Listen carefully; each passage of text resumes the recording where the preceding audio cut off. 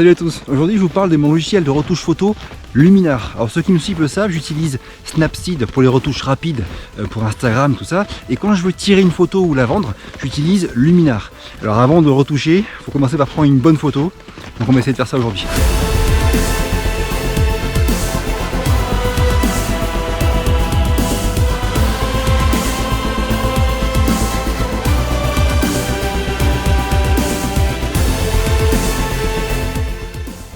J'ai ce que je veux, je pense, retour au studio. Me revoilà revenu au show. Alors avant de commencer à parler de Luminar en détail, je vais vous parler de deux choses. Première chose, c'est la retouche photo. Je vois souvent sur des groupes Facebook ou des forums dédiés à la photo, des gens qui pensent ou qui disent que retoucher une photo, c'est tricher. Et je voulais quand même par rapport à ça, rappeler quelques petits points, notamment que dès l'époque des photos argentiques, selon le produit qu'on choisissait pour développer sa photo, on avait un rendu qui était différent. Et là déjà, ça existait la retouche parce que les gens choisissaient tel ou tel produit selon le rendu qu'ils voulaient avoir. Aujourd'hui, avec un appareil photo numérique, quand on prend une photo en JPEG, l'appareil photo traite lui-même la photo. C'est lui qui va traiter la photo et choisir comment il va mettre en valeur les différentes couleurs et différents sujets de la photo. C'est l'une des deux raisons qui font que prendre les photos en RAW est intéressant. Le fichier RAW permet de dire à l'appareil, oublie les couleurs, c'est moi qui les gérerai. Et donc il sort une photo aux couleurs assez ternes, assez plates. Et c'est à vous après, avec un logiciel, d'aller retoucher la photo pour y remettre des couleurs. L'intérêt étant que l'appareil va vraiment mettre tout son potentiel sur la gestion des hautes lumières et des basses lumières et la captation de maximum de détails. Ces photos en RAW d'ailleurs pèsent beaucoup plus lourd que des photos en JPEG. Donc ce point-là, c'est pour vous dire que d'une part, le JPEG, c'est bien souvent des photos que votre appareil a lui-même traité au niveau des couleurs. L'intérêt de prendre en RAW, c'est donc de faire le traitement vous-même et de récupérer beaucoup de détails. Et le troisième point, c'est la retouche en soi.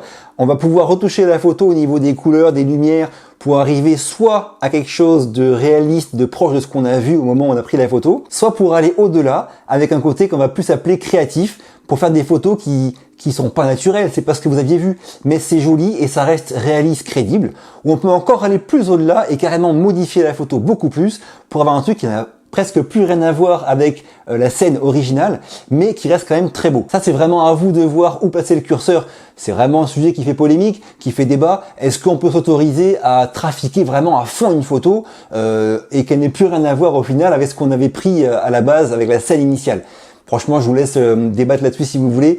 En ce qui me concerne, si le rendu final me fait rêver et joli, en étant très créatif, et s'il est différent de la scène originale, moi ça me dérange pas. Du moment que le rendu final me plaît, ça me va très bien. C'est mon avis et je le partage. Mais après, libre à vous de penser ce que vous voulez. Et bien évidemment, ceux qui s'en tiennent pur et dur à des photos très très proches de la réalité, c'est tout à fait compréhensible, ça me va très bien. Second point dont je vous parle avant de passer en détail sur Luminar, c'est de Luminar lui-même. Il faut que vous sachiez que Luminar 4, mais bon, ceux d'avant c'était pareil, c'est une solution en fait qui peut marcher de différentes manières. On peut l'utiliser soit comme solution complète de gestion des photos sur un disque dur, on peut y mettre toutes ces photos, les organiser, les supprimer, en faire des albums, bref, gérer toutes ces photos avec Luminar 4.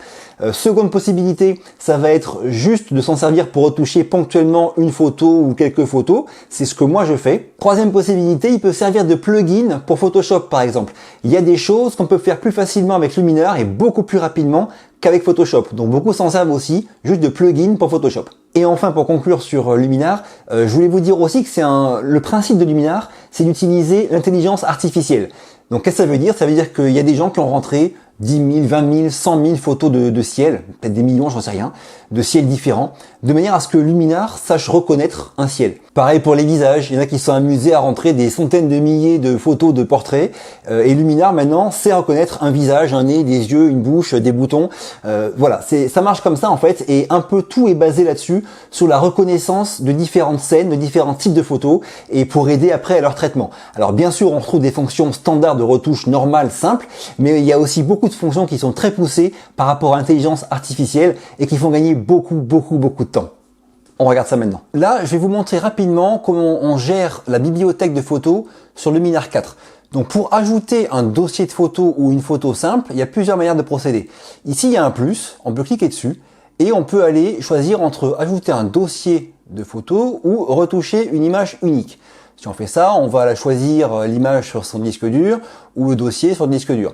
Mais moi, je vais vous montrer plutôt par ici, avec les dossiers. Là. Donc ici, sur dossier, je vais aller en chercher un que j'avais créé, bien sûr, à l'avance. Donc il est dans ce PC, images, photos, test Luminar 4. Voilà, ok. Là, j'ai ajouté ce dossier de photos là, et donc toutes les photos qu'il contient apparaissent. Si ce dossier contient des sous-dossiers, avec des photos aussi, et bien toutes les photos qui seraient dans ces sous-dossiers apparaîtraient aussi ici. Donc là, on a plusieurs dossiers que gère Luminar. Maintenant, je vais remonter un petit peu ici. Là, on a album. Si je veux, je peux créer un album, le nommer et y mettre aussi des photos dedans.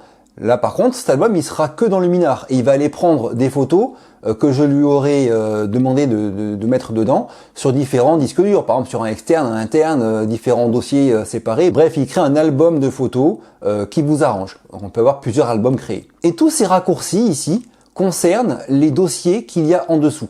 Donc toutes les photos, il vous montre toutes les photos des différents dossiers, Brut, Cannes et Test Luminar 4. Donc le temps qu'il les charge, ça prend un petit peu de temps parce que dans Brut, il y en a beaucoup, mais bon, là on les voit, elles arrivent peu à peu. Voilà. Si je vais sur récemment ajouté, hop, il me met les photos récemment ajoutées. Récemment édité, hop, pareil, ainsi de suite. Donc là, tous ces raccourcis concernent des dossiers qui sont en dessous. Voilà, donc je reviens sur mon dossier Test Luminar 4. Parce que c'est celui qu'on va travailler aujourd'hui. Je continue à monter. En haut là, si j'ai pris une photo, je peux avoir ces infos avec le titre de fichier, donc l'histogramme, l'appareil qu'il a prise, les ISO, l'ouverture, le shutter, enfin l'obturation, bref, les infos de la photo. Édition, eh bien c'est pour commencer à travailler cette photo là, on y reviendra après. Bibliothèque, ben ça c'est le menu dans lequel on était. Ici, on a deux possibilités. Soit on voit une seule photo, c'est le cas là. Si je clique là-dessus, ça me montre toutes les photos du dossier sélectionné. Ça, c'est pour exporter une photo quand on a fini de la traiter.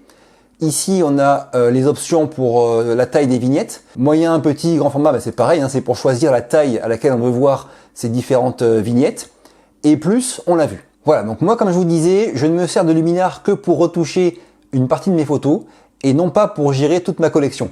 Donc je préfère y mettre un dossier dédié, que là en l'occurrence aujourd'hui j'ai appelé Test Luminar 4, et pareil un dossier d'export, ça on verra plus tard, dans lequel j'exporte les photos traitées par Luminar. Mais toutes mes photos que je prends, il y a des milliers, ne sont pas toutes gérées par Luminar.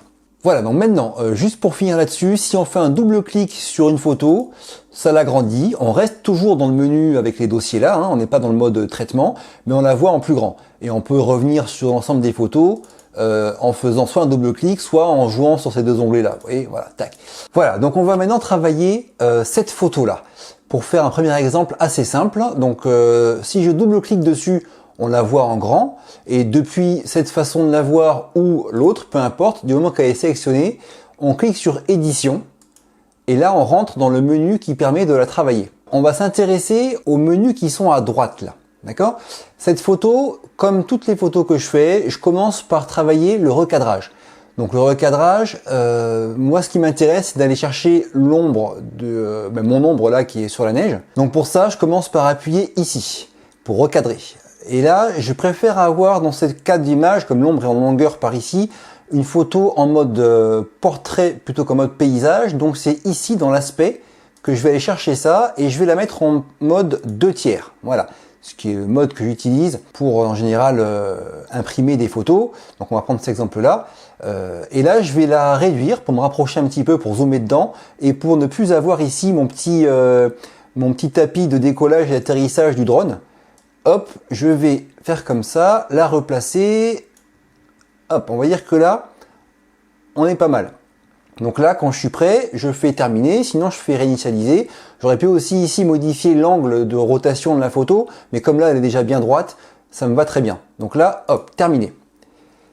Cette photo, quand je la regarde, ce que je vois de suite, c'est une différence d'exposition entre cette partie-là qui est en bas à gauche du trait que je vous trace et la partie qui est en haut à droite du trait que je trace. J'étais sur une sorte de crête en fait, d'arête, ça descendait par là et ça descendait par là. Et le soleil était par ici. Donc là on a plus d'ombre que là. Et je vais essayer d'accentuer un petit peu ça. Il n'y a pas beaucoup de couleurs sur la photo à part ma veste rouge. Je vais pas trop m'intéresser à traiter des couleurs. Je vais pas utiliser non plus les possibilités qu'offre l'intelligence artificielle de Luminar 4. Donc je vais vous montrer un peu comment je m'y prends. Ici on a les différents menus qui permettent de retoucher. Donc là, il y a le menu lumière avec d'office, il est comme ça en fait. Il faut ouvrir réglage avancé. On a accès à la courbe. Donc je peux commencer par accentuer un petit peu les contrastes avec la courbe en baissant un peu les basses lumières, en montant un peu les hautes lumières. Voilà. Pas trop non plus, hein, faut pas y aller comme un bourrin. Voilà, on va s'arrêter là-dessus. Toutes ces fonctions-là, pour l'instant, je n'y touche pas. Mais bon, vous voyez, on a toutes les fonctions normales que proposent tous les logiciels de retouche. Il n'y a pas de souci. AI, en fait, c'est tout ce qui a à voir avec l'intelligence artificielle. Donc ça, pour cette photo-là, on s'en sert pas. Couleur, dans ce cas-là, on s'en fout. Donc on verra toutes ces fonctions-là dans l'exemple suivant. Là, je vais vous montrer juste, pour cette photo-là, comment je me servirai des calques. Donc ici, vous avez vu, on a les calques. Je vais en ajouter un. D'office, on a la photo. Je fais plus pour ajouter un calque. Nouveau calque de réglage. Hop. Et là, je vais le renommer. Et je vais l'appeler ombre 1. Voilà. Et ce calque-là, pour m'en servir, je vais utiliser le pinceau. Alors vous voyez le pinceau, je vais aller prendre ici l'œil pour voir ce que je fais. Et je vais commencer par sélectionner toutes les parties qui sont en haut à droite. Alors je peux choisir la taille du pinceau. Hein. Ici, là, vous voyez, on peut choisir d'être plus précis sur le curseur, si on veut, voilà. Hop, je vais sélectionner toute la partie qui est en haut à droite de moi, en fait. Sur la photo, voilà. Et cette partie-là, maintenant qu'elle est bien sélectionnée, on va pouvoir aller dans la partie lumière et baisser un peu l'exposition de cette partie-là. Bon, je vais aller franchement pour que vous voyez. Si j'y vais comme un bourrin, vous voyez, on a vraiment beaucoup d'exposition en moins. Je vais juste y aller tranquille pour baisser tranquillement l'exposition à droite, que ce soit à peine perceptible. Voilà. Et maintenant, je vais aller recréer un calque. Plus, ajouter un calque, renommer, hop, je vais l'appeler ombre 2, voilà, je vais encore modifier le masque au pinceau, et là, je vais voir ce que je fais, la taille, je vais la réduire, hop, et là, je vais aller ici pour encore faire une zone ici un peu accentuée. Voilà, je reviens sur lumière et là, cette partie-là, je vais encore baisser son exposition légèrement. Voilà. Voilà, donc là, si on voit qu'on en a trop fait, on revient sur calque et vous voyez ici, là, on a nos 3 couches. La couche 1, c'était la photo, la couche 2, que j'ai appelée ombre 1 et la couche 3, ombre 2. Donc je peux revenir à tout moment sur l'une ou sur l'autre. Là, j'ai pris ombre 1 et oui, c'est écrit ici, la ombre 1. Et je peux remonter un peu l'exposition de ombre 1. Si je veux. Voilà. Après, je peux revenir sur ombre 2. Et là, je vais, donc je suis bien sur ombre 2, baisser un peu si je veux exposition. Donc tout ce qu'on a fait, on peut y revenir et on voit dans quel calque on est. Non seulement en allant sur calque, on voit qu'on a pris celui-là, on peut prendre celui-là. Là, on revient sur la photo normale. Et on voit, quand on touche à ces curseurs-là, on voit quelle couche on travaille. Voilà. Donc là, moi, ce qui me plaît bien, c'est d'essayer de faire ça, cette espèce de dégradé d'exposition fait comme ça avec les calques. Un truc qui est très important, c'est qu'à tout moment du process, on a ici l'historique des modifications qu'on a faites. Donc on peut appuyer sur, par exemple, celle-ci, et je vais revenir au niveau où j'en étais ici. J'ai supprimé ces modifications-là. Si je reviens là, hop, je les remets en service. Ça, c'est vraiment important de pouvoir revenir en arrière quand on a fait des erreurs. Plusieurs choses sur cette photo-là. Déjà, quand vous appuyez ici, vous voyez avant, après. Donc on maintient appuyé, on voit avant, après. Quand vous appuyez là, vous avez le avant-après comme ça, gauche-droite. Donc vous voyez là, par exemple, mon ombre, je l'ai bien accentué et toute la partie haute de l'image, j'ai aussi accentué les ombres. Et ça, il faut appuyer pour l'enlever. Alors maintenant, je vais aller prendre la couche 1, donc la photo elle-même. Voilà. Et je vais revenir sur cet onglet de outils de base et aller sur la partie détail.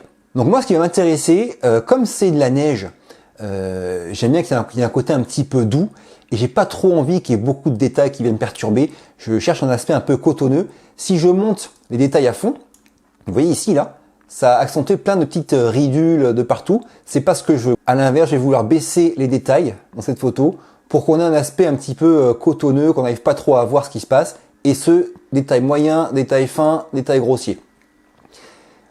L'idée en fait que j'ai envie de faire, c'est d'avoir moi, mon ombre, de la neige, un contraste de lumière en diagonale et le reste vraiment très épuré. Si la photo a été prise et qu'il faisait sombre ou qu'on a un peu travaillé la photo et qu'il y a beaucoup de bruit qui est apparu, il y a aussi une fonction pour débruiter ici.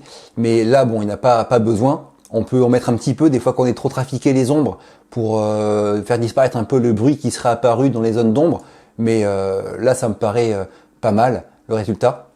Bon, c'est un exemple tout ça, hein. Je prétends pas avoir la science infuse et puis dans la retouche, mais voilà, c'est comme ça que moi je verrai les choses sur cette photo là. J'ai pas parlé de tout ça, en bas ce sont des looks en fait qui sont disponibles dans Luminar. On peut choisir d'appliquer un look à une photo, des fois ça rend bien, des fois non.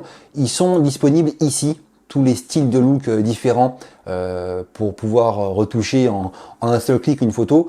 Mais bon, moi je m'en sers pas trop de ces looks, je préfère y aller on va dire à la main. Ouais, donc imaginons que cette photo soit finie, on est content de ce qu'on a fait, et là on veut exporter, c'est tout simple, hein. On va sur ici, exporter l'image, on choisit le dossier dans lequel on l'exporte. Donc moi j'ai créé un dossier spécial que j'appelle traiter Luminar 4, ok, le nom de la photo, hop, je vais mettre tuto neige, hop là, neige. Voilà, format, on peut choisir le format, je vais la laisser en JPEG pour l'exemple. La taille, il met la taille par défaut qu'elle avait, résolution, la qualité, moi je mets au maximum, et là, exporter. Et hop, il m'exporte l'image, et je vais la récupérer dans le dossier qui va bien, traiter Luminar 4, tuto neige, et la voilà. Donc là, j'ai ma photo qu'on vient de traiter rapidement par Luminar. Donc vous voyez, c'est quand quelqu'un la regarde comme ça, il se rend pas compte que c'est retouché. C'est assez simple, j'ai juste accentué un truc qui était déjà présent à la base, cette diagonale, là je me suis servi de support pour accentuer encore plus les ombres qu'il y avait ici. Voilà, on va dire c'est une retouche légère et qui reste réaliste. Donc on a vu la retouche légère réaliste, maintenant on va voir l'extrême inverse. Encore une fois, je ne juge pas, chacun fait comme il veut, c'est juste pour vous montrer la puissance et les possibilités du logiciel. Donc là, je repars sur toutes mes photos et je vais choisir celle-ci. Hop, édition. Là, on va aller donc à l'extrême inverse, c'est-à-dire qu'on va faire ce que Luminar sait faire de plus, on va dire, impressionnant. C'est pas du tout réaliste. Je vous laisse vraiment libre cours pour savoir si vous voulez ou non l'utiliser, mais ça montre à quel point l'intelligence artificielle est performante sur ce logiciel et permet de faire des choses qui seraient impossibles ou alors très très compliquées avec un autre logiciel. Donc cette photo-là, on va s'intéresser à la fonction de remplacement du ciel, d'accord? La photo est jolie, il y a de la neige, il y a des arbres pleins de neige, mais le ciel tout bleu comme ça, on peut dire qu'il n'est pas idéal. Donc on va essayer de le remplacer, et c'est une fonction nouvelle que permet Luminar 4. Donc comme d'hab, je vais commencer par recadrer ma photo. Là, je vais encore une fois utiliser le mode portrait, je vais me mettre dans cette photo-là, on va dire en 4/5e, ce qui est un format qui marche bien pour Instagram. Voilà, et là, elle est pas très droite. Je vais essayer de la tourner un petit peu pour récupérer une horizontalité un peu plus sympa en me basant sur les sapins du fond. Parce que les stalactites là sont pas droites, mais c'est à cause du vent. On voit bien qu'au fond là-bas, je suis droit. Je vais aller regagner un peu là-haut et on va dire que c'est bon pour l'instant. Voilà, terminé. Pim. Voilà la photo qu'on va travailler maintenant. Alors, cette photo, bon, déjà comme ça, grossièrement, il y a pas grand chose à retoucher. Si je voulais faire des retouches de base, peut-être que j'irais baisser un peu l'exposition parce qu'elle est peut-être un petit peu trop exposée par-ci par-là, mais bon, c'est vraiment histoire d'eux. Et ce qu'on va aller voir, c'est dans l'outil ici créatif, hop, et là vous avez le remplacement de ciel. Donc là, vous voyez le ciel ici, là, si je zoome, il passe entre les aiguilles du petit sapin là, ici il y a du ciel. Si on voulait remplacer le ciel avec Photoshop, il faudrait faire des masques pour tous ces trous d'aiguilles, ce serait un travail vraiment de folie.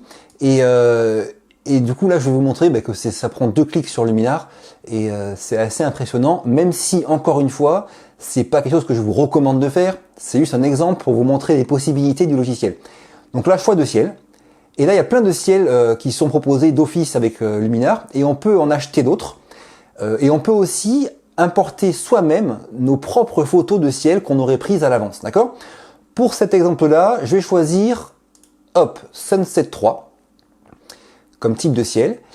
Et ensuite, il va falloir trouver une position de l'horizon adéquate. Alors cette photo-là, elle est un peu compliquée pour nous parce que on n'arrive pas trop à voir à quoi ressemble le ciel que propose la photo, parce que il y a beaucoup d'obstacles. Mais c'est un peu le but de l'exercice pour montrer que ça marche bien. Donc vous vous souvenez, moi sur ma photo originale, le ciel il est ici, là, on le voit. Donc on va essayer de caler l'horizon de manière à avoir quelque chose de réaliste. Hop, là je suis pas trop mal. Et sur le ciel qui est utilisé pour Sunset 3, il est à gauche là, et ben donc on va le retourner, Flip Sky. Pim. Là c'est assez réaliste, faites bien attention quand vous remplacez le ciel à ce que les lumières et les ombres de votre photo collent bien avec le ciel que vous mettez en place, sinon ça va être n'importe quoi. Là je vais zoomer, et on va voir que, comme par magie, il est bien arrivé à remplacer proprement le ciel entre chacune des épines du pin, et ça c'est vraiment magique. Ça, je sais pas si vous vous rendez compte à quel point ce serait compliqué à faire à la main, mais voilà, là on voit qu'il s'en est vraiment très bien tiré. Alors des fois on a une photo qui a un horizon très tranché, la photo de ciel choisie pareil, et on veut mélanger les deux horizons. C'est pas le cas ici, mais dans ce cas-là, il faudrait faire mélange horizon, monter le curseur pour que ce soit plus mieux géré en fait, le mélange des deux horizons. La position de l'horizon, on l'a vu. Ma photo que j'ai ajoutée de ciel là, c'est un ciel un peu orange. C'était pas le cas sur ma photo originale, et du coup la lumière est un peu différente. Relight Scene, c'est pour changer la lumière de votre scène et l'accorder avec la lumière du ciel qu'on a ajouté. Donc vous voyez là, comme le ciel est orange, c'est logique qu'on ait des teintes orange sur le sol. Donc on peut toucher à ce curseur là de Relight Scene pour apporter une lumière un peu plus crédible au reste de la photo. Ici on a comblé les lacunes. Alors là, si je m'en occupe, ça va concerner les zones où il y a des petits soucis de votre nouveau ciel. Si je fais combler les lacunes, je monte à fond pour vous montrer. Hop. Là il s'est efforcé de combler toutes les lacunes qu'il y avait, les zones qui n'étaient pas très normales. De gérer un peu les défauts qu'il peut voir sur l'image. Voilà, donc là on se retrouve avec une photo, bah voilà, avec un ciel remplacé, une lumière qui est en accord avec le ciel. C'est quelque chose qui prendrait un temps fou à faire avec Photoshop et qu'on peut faire là en 2 clics. Donc il y a plein de ciels différents, mais bon, peu importe. C'est juste pour vous montrer que cette fameuse intelligence artificielle permet de faire des choses vraiment rapidement, et c'est aussi valable pour tout ce qui est portrait et tout ça. Une fois qu'on a remplacé le ciel, on peut très bien revenir dans l'onglet outils de base et s'occuper d'améliorer la photo avec l'intelligence artificielle, comme ça par exemple, et laisser faire le logiciel. Il va mettre en valeur les couleurs au premier plan, il va, bon voilà, même le ciel qu'on a ajouté, on peut aussi essayer de l'embellir avec ce petit curseur et trafiquer la photo. Si on trouve que ça fait un peu trop de couleurs, on peut aussi revenir dans l'onglet couleurs et puis baisser un peu la saturation pour revenir à quelque chose d'un peu plus réaliste, si on veut, hein, voilà. Mais bon, franchement cette photo, si je vous la montre sans que vous n'ayez vu l'original, bah c'est bien difficile de savoir si c'était retouché. Et là on peut s'en rendre compte entre avant et après. La retouche elle est quand même monstrueuse là. Donc on est dans le domaine de la triche, on peut le dire, hein. C'est même plus de la créativité là, c'est de la triche. Mais ça fait une photo au final qui est sympa et qui peut plaire à beaucoup de monde. Donc je vous laisse voir si vous voulez utiliser ou non cette fonction là. C'est à vous de voir, moi je vous montre juste comment marche le logiciel. Alors ceux qui veulent essayer Luminar 4, je vous mets dans la description de cette vidéo un lien qui permet de télécharger le logiciel. Il y a une version d'essai de 2 semaines gratuite, et puis après si vous voulez l'acheter, grâce à ce lien affilié, vous aurez droit à 10 € de réduction. C'est un logiciel qui est très complet, très performant, très pratique. Il n'est pas aussi complet sur bien des points que Lightroom ou Photoshop, mais il est beaucoup plus rapide sur beaucoup de points, et c'est ça qui m'intéresse moi. S'il y a des fonctions que vous souhaitez que je traite en tuto, dites-le moi en commentaire. Si ça vous a plu, dites-le moi aussi. Ceux qui ne me connaissent pas, je parle beaucoup de photos, de vidéos, de voyages sur ma chaîne. Pensez à vous abonner, ça m'aide beaucoup. Je vous quitte, à très vite pour la prochaine, et d'ici là, bougez-vous purée. Bougez-vous.